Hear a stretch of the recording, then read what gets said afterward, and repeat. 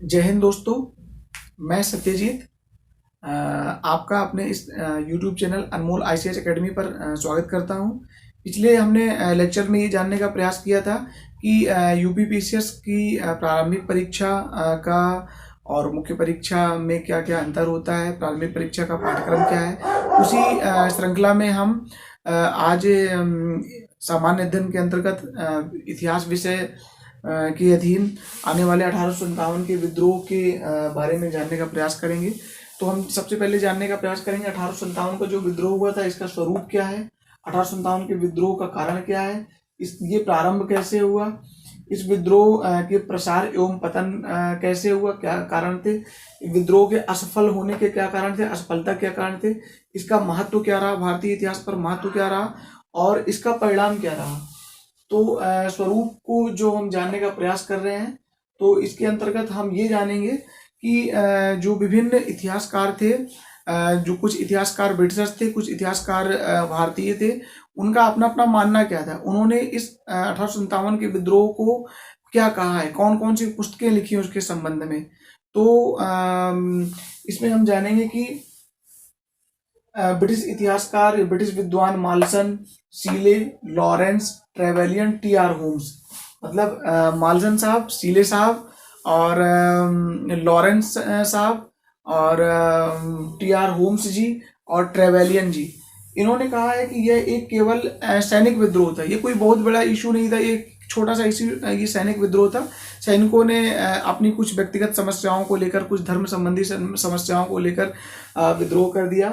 वहीं हमारे कुछ भारतीय इतिहासकार, भारतीय विद्वान श्रीमान दुर्गादास बंदोपाध्याय जी और सर सैयद अहमद खां जी, इन्होंने भी अंग्रेजों की इस बात पर हाँ में हाँ मिलाया कि हाँ, यह राष्ट्रीय आंदोलन नहीं था, यह एक सैनिक विद्रोह था।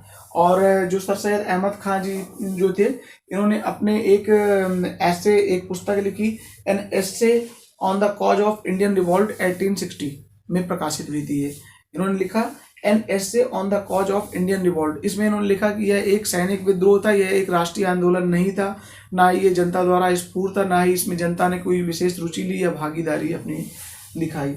उसी क्रम में हम देखेंगे एक अंग्रेज विद्वान एल.ई.आर.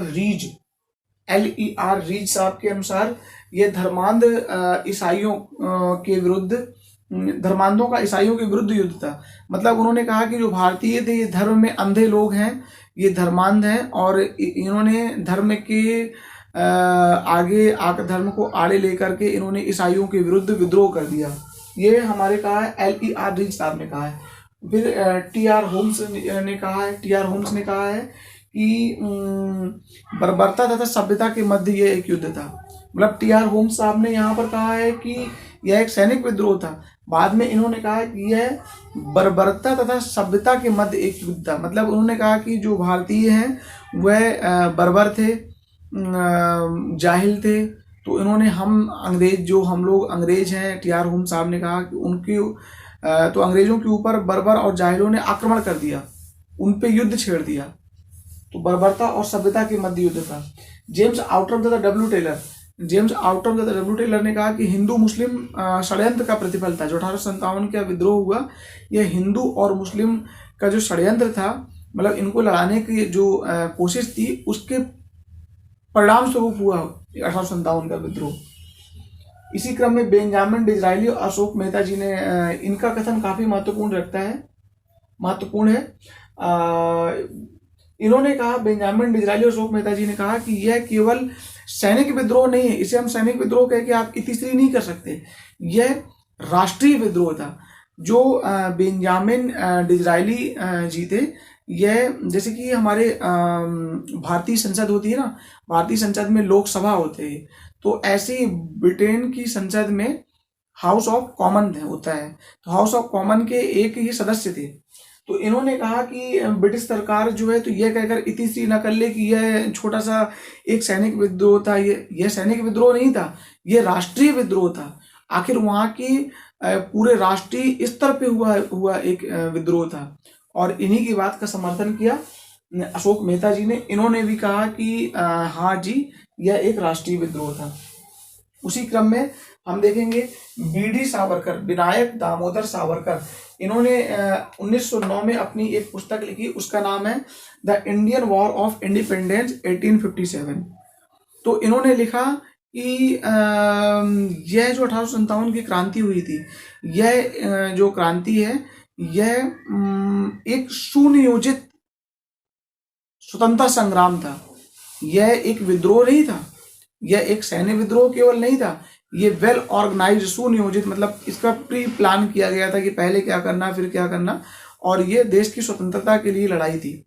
ये भारतीयों की अंग्रेजों के विरुद्ध देश की स्वतंत्रता के लिए एक लड़ाई थी, ऐसा कहा विनायक दामोदर सावरकर, बीडी सावरकर ने अपनी पुस्तक, उसका नाम था the Indian war of the independence, और जो कि 1909 में प्रकाशित हुई, the Indian war of the independence 1857। अगला देखेंगे एस एन सेन साहब। एस एन सेन साहब सरकारी इतिहासकार थे, इन्होंने अपनी पुस्तक लिखी 1857। इनकी पुस्तक का नाम है 1857। इन्होंने कहा कि ये ना ही स्वतंत्रता के लिए लड़ा गया संग्राम था और ना ही यह सैनिक विद्रोह था। इसके लिए उन्होंने एक तर्क दिया, एक लॉजिक के माध्यम से इसको स्पष्ट करने का प्रयास किया। इन्होंने बताया कि क्या हुआ कि अवध में जनता ने जो राजा थे वहाँ के अवध के, तो उनके नेतृत्व में जनता ने ब्रिटिशर्स के विरुद्ध विद्रोह बोल दिया। तो इसमें जो जनता थी उनका उद्देश्य ना ही राष्ट्रीय था कि हमें पूरे देश में करना है, ना ही हमें ये था कि व्यक्तिगत था कि अंग्रेज मुझे परेशान कर रहे हैं, ना ये था, और ना ही स्वतंत्रता के लिए लड़ा गया, ना ही स्वतंत्रता के लिए लड़ा गया, और ना ही इसमें सैनिक शामिल हुए। बस अवध की जनता ने अपने राजा के नेतृत्व में आकर के अंग्रेजों के विरुद्ध युद्ध छेड़ दिया। कि मतलब उनका एक अपना मानना था कि अंग्रेज हमारे राजा को परेशान कर रहे हैं। सिर्फ इसमें राजा ही केंद्र बिंदु थे, ना इसमें एक कोई राष्ट्रीयता की भावना थी, ना इसमें कोई व्यक्तिगत लाभ की भावना थी। तो इसलिए एस एन सेन साहब ने कहा कि ना ही ये राष्ट्रीय स्वतंत्रता संग्राम था और ना ही ये सैनिक विद्रोह था। फिर आरसी मजूमदार साहब आते हैं। इनके संबंध में एक बड़ी मजेदार बात यह है कि पहले इनको सरकार ने कहा कि आप इतिहास लिखिए 1857 के संबंध में। उन्होंने कहा ठीक है भाई साहब, मैं तो तुरंत लिख दूंगा इसको। फिर इनकी जो एक अनुबंध समिति बनाई गई, कॉन्ट्रैक्ट कमेटी बनाई गई, उसमें ये मेंबर बन गए। कुछ दिनों बाद उस कमेटी से इनकी अनबन हो गई। तो कुछ लोग होते हैं ना अड़ियल टाइप के, उनका नहीं अब तो मैं इस कमेटी के साथ काम ही नहीं करूंगा। फिर उन्होंने अपनी अलग से पुस्तक लिखी, उसका नाम था द सिपाही म्यूटिनी एंड रिबिलियन ऑफ 1857, और जो कि 1957 में प्रकाशित हुई, 1957 में। इसमें इन्होंने कहा कि जो ये 1857 की क्रांति थी, ना ही ये प्रथम थी और ना ही ये राष्ट्रीय थी और ना ही ये स्वतंत्रता संग्राम था। 1857 का विद्रोह ना ही प्रथम, ना ही राष्ट्रीय, ना ही यह स्वतंत्रता संग्राम था। इनका मानना था कि वो यह एक उपद्रव था, यह एक विद्रोह था जो कहीं कहीं छुटपुट जगहों पर हुआ और उसको बाद में कुचल दिया गया, दबा दिया गया। और फिर इसी क्रम में शशि भूषण चौधरी जी ने, इन्होंने 2 पुस्तकें लिखी। एक का नाम था civil rebellion in Indian mutinies, जो 1857-1859 में, पूरा नाम है civil rebellion in Indian mutiny 1857-1859। इसमें इन्होंने कहा कि जो भारतीय थे ये इन्होंने अपनी संस्कृति, अपने कल्चर, अपने रीति रिवाजों की रक्षा के लिए, अपने नैतिक मूल्यों की रक्षा के लिए अंग्रेजों के विरुद्ध इन्होंने एक युद्ध छेड़ दिया था। फिर इन्होंने अपनी इस पुस्तक civil rebellion in Indian mutinies 1857 से 1859 तक, इन्होंने इस पुस्तक में ये नहीं कहा कि यह एक स्वतंत्रता संग्राम था। फिर इन्होंने एक दूसरी पुस्तक लिखी, थ्योरीज ऑफ इंडियन म्यूटनीज। इसमें इन्होंने कहा कि हाँ, यह एक स्वतंत्रता संग्राम था। थ्योरीज ऑफ इंडियन म्यूटनीज में इन्होंने कहा यह एक स्वतंत्रता संग्राम था। दोस्तों इसी क्रम में हम लोग एक महत्वपूर्ण नाम को छोड़े जा रहे हैं जिससे अधिकांशतः प्रश्न पूछ लिए जाते हैं। पीसी जोशी साहब। पीसी जोशी साहब क्या थे? यह एक मार्क्सवादी दृष्टिकोण के इतिहासकार थे। तो इन्होंने सर्वहारा वर्ग को, यानी सर्वहारा वर्ग मतलब किसान मजदूर, उनको केंद्र बिंदु में रखकर और उनके हितों को ध्यान में रख करके और उन्होंने एक अपनी पुस्तक लिखी। उसका नाम है रिबेलियन 1857 अ सिम्पोसियम। रिबेलियन 1857 अ सिम्पोसियम। सिम्पोसियम मतलब होता है कि निबंध के रूप में एक इन्होंने लिखा है। तो इसमें इन्होंने यह मार्क्सवादी दृष्टिकोण से और सर्वहारा वर्ग यानी कि किसान मजदूरों को ध्यान में रखते हुए उनके विद्रोह को इन्होंने जस्टिफाई करने का प्रयास किया है। तो दोस्तों हम लोगों ने ये जाना कि आखिरकार 1857 के विद्रोह का स्वरूप क्या था। इससे संबंधित विभिन्न प्रश्न पूछे जाते हैं। इससे संबंधित पूछा जाता है कि मतलब टी.आर. होम्स के अकॉर्डिंग 1857 के विद्रोह को क्या कहा गया। L.E.R. रीज जी के अनुसार क्या कहा गया।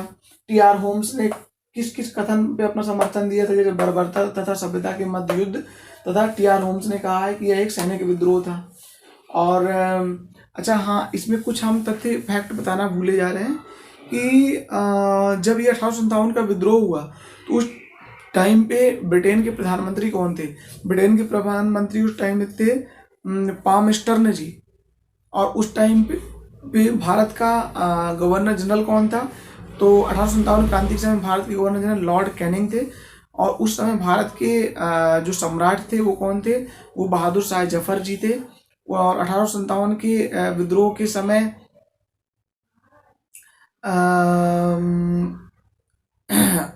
ईस्ट इंडिया कंपनी के सेनापति कौन थे, तो एनिसन, जॉर्ज एनिसन जी थे। और जब विद्रोह प्रारंभ हो गया तो विद्रोह प्रारंभ होने के बाद में ईस्ट इंडिया कंपनी के सेनापति कौन थे, तो कॉलिन कैंपबेल जी थे। तो इस प्रकार से हमने जाना 1857 के विद्रोह के बारे में। बाद में हुआ क्या कि 1857 के विद्रोह के संबंध में सम्राट बहादुर शाह जफर जी के ऊपर मुकदमा दर्ज हुआ।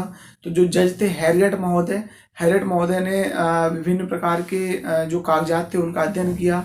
उन्होंने जो नाना साहब जी के द्वारा फ्रांस को लिखे गए लेटर थे उनका अध्ययन किया। बहादुर शाह जफर जी ने जो जनता को नेतृत्व किया, जनता के लिए एक अपनी उद्घोषणा दी कि मतलब हमें अंग्रेजों के विरुद्ध लड़ना है, इन्होंने हमारी संस्कृति को हमें गुलाम बना रखा है और वगैरह वगैरह, उसका अध्ययन किया। उसके बाद में जो हैरियट महोदय थे, जज थे, इस केस के जज हैरियट महोदय थे, इन्होंने कहा कि यह केवल सिपाही विद्रोह ही नहीं कहा जा सकता है, बल्कि इसकी जड़ें जो राजमहल हैं और जो देश के बड़े बड़े शहर हैं वहाँ तक फैली हुई है। मतलब राजमहल और शहरों से इसको रेगुलेट किया जा रहा है। और उसी के अनुसार फिर बहादुर शाह जफर जी को सजा दे दी गई। तो दोस्तों हम लोगों ने इसमें 1857 के विद्रोह के स्वरूप को जानने का प्रयास किया। अब हम अगले वीडियो में इसके कारण और प्रारंभ को जानने का प्रयास करेंगे। तो आप लोगों को बस इसमें मेरे साथ में मेरे YouTube चैनल अनमोल ICS एकेडमी में जुड़े रहना है, बने रहना है और मेहनत करने से बिल्कुल नहीं घबराना। किसी को भी अपने पढ़ाई लिखाई से संबंध में कोई प्रॉब्लम हो तो ज़रूर से ज़रूर कमेंट बॉक्स में अपनी लिख सकता है, बता सकता है। उसको मैं कुछ ना कुछ समाधान करने का प्रयास करूँगा और मैं यहाँ पर उसका उत्तर देने का प्रयास करूँगा। तो आप लोग बस जुड़े रहिए, अपना प्रेम बनाए रखिए।